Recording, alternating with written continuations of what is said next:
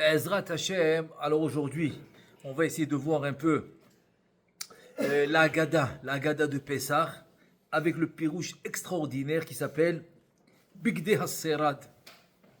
Le pirouche de Bigdei HaSerad, c'est Rabbeinu Yaakov Abu Tzera, alav shalom, sur la Haggadah de Pessah. Rien qu'un rappel, parce qu'aujourd'hui on est le 12e jour de Nissan, le 12e jour de Nissan, que selon Bnei Issachar, Igradekala, il dit que chaque jour des Nessiim, c'est un jour dans l'année, c'est un mois dans l'année. Donc le premier jour des Nessiim, c'était Nissan, le deuxième, Iyar, le troisième, Sivan, le quatrième, Tammuz, le cinquième, Av, etc., etc. Donc le 12e, c'est aujourd'hui. On est le 12 Nissan, c'est Adar. C'est Adar. Alors on m'a posé la question, on m'a dit, ouais, mais cette année, il y a 13 mois. Il y a 13 mois.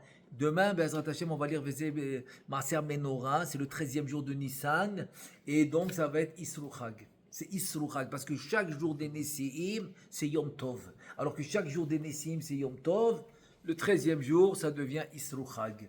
Donc Isru Chag, c'est le Adarbet. Ça va être Adarbet. Donc c'est un jour important. C'est un jour important. C'est Adar, c'est-à-dire le jour le jour d'aujourd'hui, on va dire, il y aura un impact direct sur le mois de Adar, Bezrat Hashem, Abba Aleinu Letova Velivracha. Maintenant, ce qu'on va essayer de comprendre, c'est la Girsa, c'est-à-dire pourquoi la Haggadah va commencer avec le Lachon araméen. Pourquoi avec l'araméen? Donc le Rav, il pose la question, il dit Girsa Azot Kula Miksha Zahav, c'est-à-dire pourquoi c'est caché? Parce qu'il dit au début, pourquoi on a commencé avec le Lachon du Targum? La Haggadah de Pessah, elle est toute en Lachon HaKodesh. Toute. À part le premier passage. À part le premier Sapachat, He Lachma'ania. On dit He. Pourquoi on doit dire He Lachma'ania? Parce que le He, il est avec le Nikud Tsere. Et le Nikud Tsere, c'est la Bina.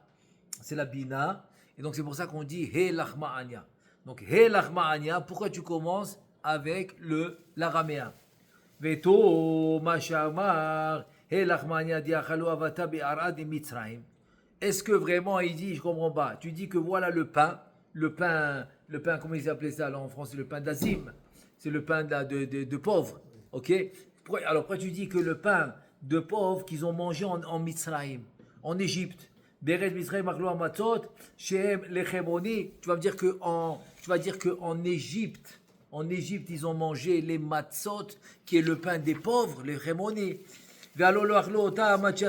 Quand ils ont mangé ça? Ils ont mangé ça quand ils sont sortis d'Égypte, pendant un mois. La manne, elle a commencé le 15 Iyar. Pourquoi le 15 Iyar? Parce qu'ils avaient assez de matzot du 15 Nissan jusqu'au 15 Iyar. Pendant un mois, ils avaient des matzot. C'est pour ça que quand on arrive à la fin des 40 ans, et la Torah, elle a dit, ah, voilà la manne qu'ils ont mangé 40 ans. Tout de suite, Rachid dit, attends, 40 ans. 40 ans moins un mois. Moins un mois. Puis ils ont commencé le 15 Iyar, et 40 ans plus tard, ils ont arrêté le 15 Nissan. Donc 40 ans moins un mois. Pour te dire que quoi? Que la manne, elle a commencé un mois après. Alors si elle a commencé un mois après, ils ont mangé pendant un mois les matzot. Donc les matzot, ils les ont pas mangés en Égypte. Les matzot, ils les ont mangés quand ils sont sortis d'Égypte. C'est ça la question. ובאמת הוצאת לחם הייתה ממצרים, כמו שנאמר, le pasuk qui dit, ויישא העם את בצקו, voilà le peuple a sorti, la batsek c'est la pâte, טרם יחמץ, משארותם צרורות בסמלותם על שכמם, avant que le pain a pu gonfler, c'est-à-dire avec la shmarim, avec la levure, avant que ça a pu gonfler, ils sont sortis avec d'Égypte. Donc, tu vois que les matzot, ils les ont mangés quand ils sont sortis d'Égypte, pas avant. Donc quand ils l'ont mangé en chemin. Donc les matzot, ils ont mangé en chemin. Qu'est-ce que tu me racontes dans la Haggadah qu'ils ont mangé les matzot en Égypte? Question ou pas question? Et encore une autre deuxième question. Kol dirfin était veyechol. Alors pourquoi il l'a dit? Pourquoi il a dit kol dirfin était tout celui qui a faim, il vient, il mange? Pourquoi il a dit ça au début de la Haggadah? Tu as dit tout celui qui a faim qui vient manger. Après tu as dit tout celui qui a besoin qui vient veivsach. A priori c'est la même chose. C'est peut-être pas les mêmes mots a priori, oui. Voilà, on commence. Il dit le Rav un truc incroyable. Il dit comme ça que venir aller à Niudati Demilin letzad illa'a yemalel bederir sod veremez. Parce qu'il dit que toute la Haggadah, c'est un sod. Toute la Haggadah, c'est que du sod. C'est que du sod. Comment on voit ça? Comment tu appelles l'el ha-seder? Quand tu dis maintenant les 4 niveaux de l'étude de la Torah, comment tu appelles ça? Pardes, pshat, remesh, drasod. Si tu enlèves le pshat, le p de pardes, tu enlèves le p de pardes, c'est le pshat, qu'est-ce qui te reste? Seder. Il te reste seder, l'el ha-seder. Donc le seder, il n'y a pas de pshat. Il n'y a plus de pshat. Le seder, c'est que du sod. Ushma me'ida alea, de kol lashon haggadah hu aleshon hasod hanistar vane'elam. Donc son nom, comme son nom l'indique, que le nom de la Haggadah, c'est le nom de, c'est tout selon le sod. Il y a rien selon, il y a rien. En 2 mots, il y a rien selon le pshat. C'est pour ça que c'est rien qu'une parenthèse que je fais. Très important de savoir que on va dire le but de l'el ha-seder. Et c'est pour ça qu'on dit Benechorin, c'est pour ça qu'on doit faire Esseba, on doit s'accouder, soit couder sur le côté gauche. C'est pourquoi on doit s'accouder sur le côté gauche, parce que tu dois vivre une liberté. Une liberté. C'est quoi cette liberté que tu dois vivre? C'est quoi? A priori, tu continues la même chose ta vie après. Avant, tu te prépares pour le soir, tu fais le soir, après tu recommences, tu continues la même chose. C'est quoi la liberté qui va changer de ta vie quotidienne, que tu peux pas me dire que c'est rien que dans l'action extérieure, physique, que maintenant tu t'es accoudé, tu as dit voilà, tu es libre. Non, c'est obligé d'être aussi un sentiment intérieur, pnimi, du nefesh, de l'intérieur de l'homme, vraiment. Alors en fait, le but c'est le suivant, c'est que de comprendre que toute la, on va dire tout dans le quotidien, toute la vie de l'homme dans le quotidien, il a l'impression qu'il est cholette, il domine la situation, il domine son travail, il domine sa parnassa, il domine. Arrivé à l'el ha-seder, on lui dit, tu t'es trompé, tu domines rien du tout. Oui, mais attends, mais je me suis levé à 6h du matin pour aller au travail. Ouais, il fallait que je prie la première tefila avant le nez. Tu me dis que je fais rien? Oui, monsieur. Parce que dans l'el ha-seder, on comprend que finalement, l'ishtadlut qui est obligatoire, comme c'est la malédiction qu'il a reçue à Adam Arishon, baiser à température lechem. Donc elle est obligatoire, mais elle n'est pas en rapport direct avec la réussite. Ça veut dire que c'est vrai que sans l'ishtadlut, alors il n'y a rien qui s'ouvre. C'est normal. Parce que tu n'as pas fait l'obligation. C'est une obligation que la Torah, elle a obligé l'homme à faire à cause de la faute de Adam Arishon. Donc l'obligation, c'est de faire ishtadlut, d'aller au travail, de se lever tôt, d'ouvrir un bureau, d'ouvrir un magasin, d'ouvrir une compagnie. C'est l'obligation. Ça, c'est l'obligation. Mais ne pas croire que parce que j'ai ouvert la compagnie, c'est comme ça que je suis devenu riche. Non, ça c'est faux. Ça, c'est l'el ha-seder. Tu as ouvert la compagnie parce que c'est une obligation de faire la ishtadlut. Maintenant, pourquoi la compagnie et pas autre chose? Ça, c'est Akadosh Baruch Hu qui t'a mis dans l'esprit. Ça, c'est la Emuna Pshuta. La Emuna Pshuta, c'est quoi? C'est Akadosh Baruch Hu qui t'a mis dans l'esprit quoi faire? C'est la ishtadlut. Comme ça, Akadosh Baruch Hu, il avait son plan de t'amener la parnassa comme il voulait. Donc, comme son plan, c'est de te l'amener à travers cette compagnie, il t'a mis dans la tête de faire la compagnie. Donc, en vérité, il voulait juste t'amener la parnassa. Maintenant, si tu as fait la compagnie, c'est parce que tu étais obligé de faire la xéra, le décret d'Akadosh Baruch Hu, de faire la ishtadlut, bezat température lechem. Ça c'est l'el ha-seder. Finalement, l'el ha-seder, on comprend qu'on décide rien. On décide rien, on domine rien. Et tout entre les mains d'Hachem. C'est pour ça qu'on raconte les 10 plaies. Les 10 plaies que Akadosh Baruch Hu, il a montré sa force et sa domination dans toutes les particules de l'univers.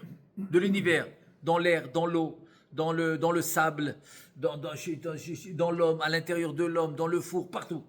Il a montré son, on va dire, sa shlita, sa domination totale dans tout l'univers. C'est ça que tu racontes. Donc ça veut dire que quoi? Ça veut dire que finalement l'homme il doit comprendre qu'il décide rien du tout. Mais rien du tout. Et c'est ça l'el ha-seder. Donc ça veut dire que quoi? Tout est les asod. Donc tous les asod. Ok. Alors maintenant, si la Haggadah les asod, comme il dit le Zohar HaKadosh, il dit sur le pasouk va yaged lachem et berito. Berito c'est quoi? C'est la Torah. Berit c'est Torah. Alors Vetiknu techilata belshon targum. Et là, maintenant, on va essayer de comprendre qu'au début, ils ont commencé la Haggadah avec le Targum. Le Targum, c'est l'araméen. Comme j'ai matinu bakadish, nenitkan belashon targum. Et là, va nous expliquer le Rav, de la même manière qu'on a trouvé que le Kaddish, il commence avec l'araméen. Le Kaddish aussi, il est avec l'araméen. Et le Zohar HaKadosh, il nous dit Deum et Tabbar, Shalshelaïd Parzela. Ça veut dire Deum et Shabber, Kouachasitra Ahra ou Machnia Otam. Le Zohar HaKadosh, il dit que le Kaddish, il va casser la Sitra Ahra, ok?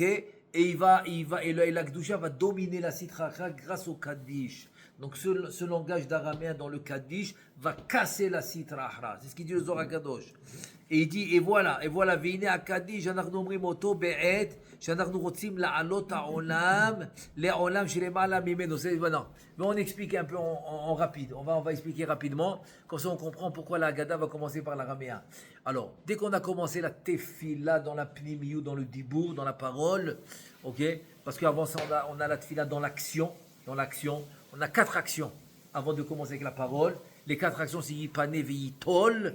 Ensuite, on a le Talit, les Tfilin. Alors, comme ça, Yipane Veitol, c'est toute la préparation qui va aux toilettes, qui se prépare et tout. Il fait la Netilat Yadayim. Tout ça, c'est la préparation.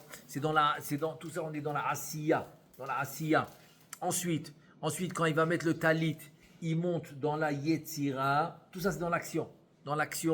Ensuite, quand il met les Tfilin de la main, il est dans la Bria. Et ensuite, quand il met les filines de la tête, dans la Hatzilut. Voilà les 4 mondes, ça s'appelle Abia. Hatzilut, Bria, Yetzira, Asiya, dans l'action. Maintenant, dans le Dibour, qui est la pnémiu, qui est dans le Dibour, dans la parole. Alors, les Korbanot, c'est dans la Asiya. Les Psuké des Imra, dans la Yetzira. Le Yotzer Or, c'est dans la Bria. Et la Amida, dans la Hatzilut. Très bien. Maintenant, comment on passe d'un monde à l'autre? Ok, tu as fini maintenant les Korbanot. Ezeu Mekoman, tu as fini. Rabbi Hanania, tu avais Kaddish. Alors, pour passer maintenant de la Asiya à la Yetzira, à part le Kaddish, ça ne suffit pas le Kaddish là-bas parce que c'est le plus dur. On va voir après, c'est facile. Mais le début, le plus dur. Donc, il y a le Kaddish à l'Israël. Pour passer de la Asiya à la Yetzira, ça n'a pas suffi. Le Kaddish à l'Israël n'a pas suffi. Donc, on rajoute Hodou. Hodou jusqu'à Hashem Elech, Hashem Allah, Hashem L'Olam Vaed. Tout ce passage qu'on a rajouté, c'est pour aider le monde à monter de la Asiya à la Yetzira. Il dit le Rav, donc le Kaddish, il te fait quoi? Il te fait passer d'un monde à l'autre. C'est ça le Kaddish. C'est le Kadosh. C'est l'ascenseur. C'est l'ascenseur. Ensuite, de passer de la Yetzira à la Bria, c'est le Kaddish que tu fais. À Ishtabah. D'accord, Ishtabah. Après, tu fais Kaddish Barecho. Voilà, tu es passé de la Yetzira à la Bria. Tu vois que c'est facile maintenant. C'est un demi-Kaddish. Facile. Baréchou, ça monte. Ensuite, de la Bria à la Hatzilut, rien du tout. C'est tellement facile maintenant de monter. Donc rien du tout. Gaal Israël, Hachem Sefatay Tiftar. Voilà, direct. Mais entre-temps, qu'est-ce qu'on a vu? Que le Kaddish, il sert à monter d'un monde à l'autre. Ok? Donc il dit comme ça. Il dit... C'est-à-dire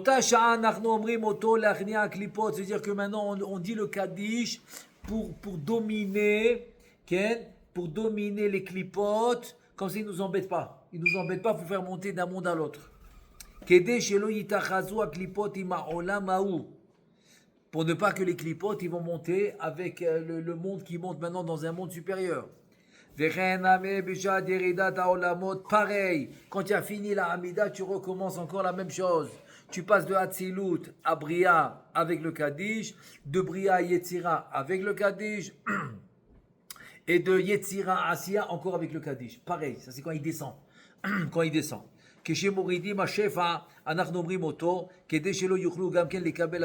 que maintenant on fait descendre toute l'abondance que tu as eue pendant la tefila, tu la refais descendre dans les 4 mondes. Tu fais descendre en 4 étapes. De Hatzilut à Bria, donc il y a le Kaddish. Ensuite de Bria à Yetzira, il y a le Kaddish, etc. pour Bria à Asiya. Donc le Rizal, il dit que c'est en train de se faire dans le monde à Hatzilut. Et quand tu fais Aleinu les Shaber, chacun prend sa place. Donc tout le Shabbat est descendu jusqu'à chez nous, jusqu'à Asiya, etc. Jusqu'à Mamash dans ce monde-là. Donc ça veut dire que quoi? Que le Kaddish, il va servir à monter, et il va servir à descendre. C'est l'ascenseur en 2 mots. Ve'u adin, ve'u atam achad. Donc maintenant, c'est la même chose. Dans la Haggadah, c'est pareil. Pourquoi c'est pareil? Al yedei kriyat Haggadah, chozrim kol hamochin shenichnesu be'et hatefila. Ça veut dire que quoi? La tefila de Arvit, l'El Pesach, avant le Seder, elle est même plus haute que le Seder. Pourquoi? Elle est dans la Pnimiyut. Elle est dans la Pnimiyut. Tefila très très importante. Très très importante tefila de Arvit avant le Seder. Et donc les mochines de Pnimiyut qui étaient dans la tefila, grâce au Seder, tu vas les ramener pendant le Seder. Donc tu as besoin de la Haggadah pour faire ça. Comme le Kaddish dans la tefila, tu as besoin de la Haggadah pour ça. Et c'est pour cela qu'on doit commencer par le Targum comme le Kaddish. Le Kaddish, il t'a aidé à faire monter, à faire descendre. Et la Haggadah, pareil. Elle va t'aider à amener tous les mochines de la tefila pendant la Haggadah. Donc tu as besoin de commencer par le Targum, par l'araméen. Comme le Kaddish. ולפיכך אנחנו אומרים גרסה זו בלשון תרגום כדי לשבר כוח החיצונים ולהכניעם ולבטלם כביטול חמץ. Comme le ביטול חמץ. parce que חמץ ça représente la klipa, la kali, les חיצונים. ונראה לעניות דעתי דהפסקה הזאת שהיא לשון תרגום. Alors maintenant il te dit donc voilà. Donc maintenant la comparaison entre le Targum de la Haggadah et le Kaddish, c'est la même action, quoi. Ça permet de monter et descendre, comme dans Kaddish, donc comme dans la Haggadah aussi, on a besoin de ça. Et il dit, ce langage de Targum, il a été instauré, il y a 28 mots. 28 mots. Il dit, Doumia, ça ressemble à quoi? Alors tout le monde sait que selon la Kabbalah, Amen Yesheme Rabba, 28 mots. On doit faire 28 mots. Ade Alma, 28 mots. Selon le Pshat, on peut faire 28 lettres. Mais là, c'est 28 mots. Donc, il dit le Rav, ça ressemble exactement aux 28 mots qu'on fait dans le Kaddish. Amen Yehe Sheme Rabba. Jusqu'à la fin. Allez, jusqu'à la fin. Il dit aussi, donc tu vois, tu as les 28. Les 28 des mots de Hel Achma Anya, il y a 28 mots.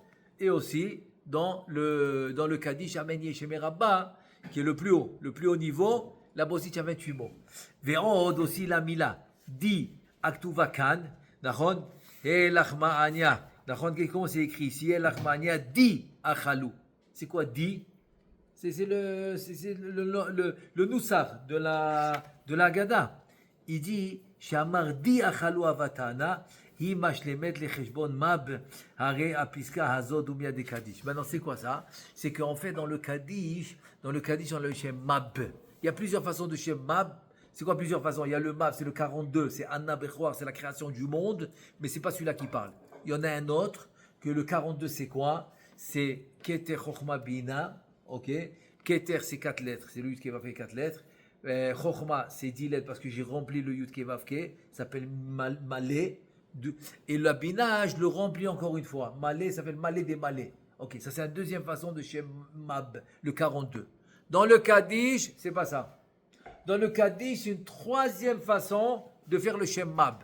C'est quoi la troisième façon, le Shem Mab, le 42? Le 42. Et c'est aussi le 42 que Rabbi Nachman, Alav Shalom, il va utiliser pour le Pidyon Nefesh. C'est celui-là, c'est le 42. Et il dit Ehiye Asher Ehiye. Ehiye, c'est 21. Et encore 21, ça fait 42. C'est le 42. Il est très très fort comme Shem. Le Kaddish, c'est quoi le 42 du Kaddish? Il dit, l'homme, il a 3 mains. 3 mains. Tu vois, ça 3 mains. Tu as 2 mains. Non, il dit la main droite, Yada Gedola, c'est la main droite. Yada Hazaka, c'est la main gauche. Yada Rama, c'est le thorax. C'est la 3e main. Comment? Alors, mon Rav, Alav Shalom, il nous expliquait comme ça. Des fois, tu prends quelque chose pas trop lourd, tu prends avec une main. Tu prends des fois une pastèque, tu as besoin des 2 mains. Mais si tu prends comme un grand sac de ciment, je sais pas que tu prends un grand sac comme ça, grand sac de farine, tu as besoin de le mettre sur ton thorax et les 2 mains sur ton thorax. Tu as compris? Donc ça devient 3 mains. 3 mains. Yada Gedola, Yada Chazaka, Yada Rama. Ça fait 42. Ça fait 42. Il dit Rabbi Yaakov Abu Chatzera, voilà maintenant, on a le Shem 42. Juste à l'entrée de la Haggadah. Voilà, on commence avec. Pourquoi? Parce qu'on veut ramener les mochines de la tefila. Donc les mochines de la tefila, on veut les ramener dans toute la Haggadah. Dans toute la Haggadah, comme ça, hein, parce qu'on dit que c'est connu. Vigata libitra bayom lemo, c'est mitzvah tasedoraita, de raconter le récit de la Haggadah. Et chaque mot que tu vas dire, c'est mitzvah tasedoraita. Et le Harizal, il explique parce que chaque mot, c'est un yichud, cher vegaron. C'est le palais, le garon, c'est la gorge, la langue, ça fait chokhma, bina, vada'at. Il dit dans le cher, c'est romez à la chokhma, la garonne, c'est la bina, et la langue, c'est la da'at. Donc voilà le chabad. Chokhma, bina, vada'at que tu fais à chaque mot. À chaque mot que tu vas dire dans la Haggadah, hein, tu vas faire cette mitzvah. Donc voilà, on voit un truc incroyable, le saut de la Haggadah. Combien l'homme il doit se préparer, il faut préparer les chidushim, C'est une soirée il faut pas être makpid, comme tu disais, makpid, il faut pas chercher la petite bête. Non, il faut pas chercher la petite bête. Tu te mets à l'aise le mieux possible avec ton coussin, ton truc, ce que tu veux, et tu laisses tout passer. L'important, c'est que tu racontes, c'est-à-dire dans le sens que quoi ? Dans le sens que tu dois donner envie. Tu dois donner envie aux participants de eux aussi raconter. Tu dois leur donner envie de raconter. Alors, par exemple, c'est pour ça que Shulchan Aruch, il dit, et justement ce soir c'est le 13 Nissan, c'est la Iloula du Baal HaShulchan Aruch, Rabbeinu Yosef Karo, Alav Shalom Zechuto Yagen Kol Israël. C'est ce soir. Et Shulchan Aruch, il dit, c'est pour ça qu'aux enfants, on va distribuer. Avant, c'était les Egozim, Klayot, Ve'egozim, c'est les noix. Aujourd'hui, tu peux acheter des petits chocolats, des petits trucs sympas, des dattes, des noix, tu vois, tout ce qui est caché à l'épaisseur, tu peux leur acheter des trucs, ils aiment bien je sais pas moi, les trucs qu'ils aiment, tout ce qu'ils aiment, et ça les encourage. Chaque fois qu'ils posent une question, tu leur donnes comme ça, tout au courant de la Haggadah. C'est-à-dire, il ne faut pas être pressé, et il ne faut pas être makpid sur rien du tout, et comme ça, toute la soirée, le maximum qu'il peut. C'est normal, à un certain moment, il faut passer à un truc, après tu as Motzi Matzah, tu as le Shulchan Aruch, et après le Shulchan Aruch, il dit tu vois, tellement c'est important cette nuit de raconter, comme je l'ai expliqué, j'ai fait déjà un cours là-dessus, c'est le Pikudada, c'est le fameux Zohar avant. Il est imprimé, tout le temps il est imprimé avant la Haggadah, c'est le Zohar qui raconte combien Akadosh Baruch Hu il est saméach. Il est heureux du récit de Pessah, très heureux. J'ai fait déjà un cours là-dessus, et donc il faut savoir que chaque mot il est important. Donc on va faire le maximum, d'abord pour qu'ils comprennent, d'abord pour essayer de les encourager, de le dire d'une manière, comme dit la Gemara dans Shabbat, les kaboules, c'est-à-dire de le dire d'une manière que la personne elle accepte. De le dire d'une manière que la personne elle accepte. Et comme ça, et raconter. Plus tu racontes, et plus c'est ce qu'il veut à Kadosh Baruch Hu. En 2 mots s'il veut. Comme j'ai dit au début. Alors pour finir, je vais finir comme j'ai commencé. Que quoi ? Que le but, c'est que tu reconnaisses que c'est pas toi qui fais. Non. Ne dis pas mon intelligence, parce que j'ai des diplômes, parce que je parle plusieurs langues, parce que je sais pas quoi, parce que j'ai de l'argent donc j'ai pu faire de l'argent. Tout ça, c'est tout ça. Le lait, la cédère, ça marche pas tout ça. Ça marche pas. Toute l'année, on dit on laisse passer. Allez, on laisse passer parce que bon, c'est normal. L'homme, il a besoin de se sentir important. Allez, on peut. Je dis pas que c'est bien. Toute l'année, il faut être comme ça. Mais je dis pas que c'est bien. Mais on dit on laisse passer. Arrivé là, la cédère, c'est fini. Quand j'aurais dit, je peux plus laisser passer. Attends, je t'ai laissé te tromper toute l'année. Donne-moi un soir. Je t'ai pas demandé beaucoup. Vous savez, si vous comptez les mitzvot, depuis Arvit, hein, je les ai comptés. Depuis Arvit jusqu'à la fin du Seder, j'ai trouvé 64 mitzvot. 64 mitzvot. Depuis le Arvit, le début. Les Shem Yechud, jusqu'à la fin, 64. Et ça m'a donné les rachets des votes, Samer Dalet, c'est 64. Samer 60, Dalet, c'est 4. C'est les rachets des votes, Siata Dishmaya. C'est-à-dire, si tu fais les Seder comme il faut, les 64 mitzvot, Siata Dishmaya toute l'année. Mais je dis, ce Siata Dishmaya, il dit à Kadosh Baruch Hu, écoute, j'ai une seule condition, s'il te plaît. Ne le perds pas, ce Siata Dishmaya, ne le perds pas. Parce que c'est un soir dans l'année qui ne revient pas. Il revient l'année prochaine, oui. L'année prochaine, c'est tout. Il y a un soir dans l'année, c'est tout ce qu'il y a. Hein, ne le perds pas. Alors il dit à Kadosh Baruch Hu, s'il te plaît, ne le perds pas. Alors c'est quoi ta condition à Kadosh Baruch Hu, dis-moi. Alors, je vais te dire. Ma condition, elle est simple. C'est la seule que j'ai. À vous, je veux dire à vous. Reconnais que c'est moi qui fais tout. C'est tout ce que je te demande. C'est tout ce que je te demande. Reconnais que c'est moi qui fais tout. C'est bon, j'ai compris. Là, Ishtadlout, tu n'as pas le choix. C'est une xéra, c'est un décret. Tu n'as pas le choix, là, Ishtadlout, tu n'as pas le choix. Tu dois la faire, là, Ishtadlout. Mais reconnais que c'est moi qui fais tout. C'est tout ce que je te demande. Bon, pour finir, je vous raconte une vraie histoire. Un chavruta à moi. Je pense que je l'ai déjà raconté, mais c'est pas grave. Elle est magnifique, cette histoire. Un chavruta à moi. Bon, il est plus âgé que moi, beaucoup plus âgé. Et donc, 10 enfants, exactement 10 enfants. Bon, Hachem, il a marié tous les enfants. Bon, j'étais à tous les mariages, tous les smachot. Et il m'invite au dernier mariage, au dernier Sheva Brachot du dernier qu'il a marié. Voilà. Il conclut maintenant. Il conclut. Bon, il conclut tous les mariages, tous les Sheva Brachot, il conclut tout. Voilà.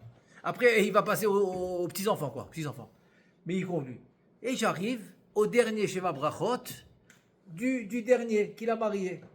Un truc. Après, il me demande de parler. Je lui dis non, je vais t'écouter d'abord. J'ai envie de savoir qu'est-ce que tu vas dire. Comme ça, je lui dis. Je veux savoir qu'est-ce que tu vas dire au dernier Sheva Brachot du dernier que tu as marié. J'ai envie de t'écouter. Après, je parle, il n'y a pas de problème. Je parle autant que tu veux. Ah, j'ai envie de t'écouter. Il a rigolé, il s'est levé. Qu'est-ce qu'il a dit? Vous croyez que Hachem m'a aidé? Hachem, il ne m'a pas aidé. J'ai dit, j'ai regretté de lui dire de parler. Attends, mais qu'est-ce que tu fais? Je lui dis, trop bon. Hachem, il ne m'a pas aidé. Après, qu'est-ce qu'il dit? Hachem, il a tout fait. Hachem, il a tout fait. Waouh, là, j'étais content que je lui ai dit de parler. Là, j'étais très content. Waouh, je l'oublierai jamais. Ah, je l'oublierai jamais. C'était vraiment une phrase qui m'a parlé, mais à fond, quoi. Il m'a parlé, ça m'a... Ah, j'ai senti, j'avais des frissons. J'avais des frissons. Parce que c'est une phrase vraiment qui m'a marqué, parce que ça me parle. Ça m'a parlé. Hachem, il a tout fait. Alors moi, je dis, c'est exactement la condition pour le si'ata d'Ishmaïa de toute l'année. La condition, c'est quoi? Hachem, il fait tout. Hachem, il a tout fait. En bezrat Hachem, Hachem, Ezakenu, Amen, ve Amen.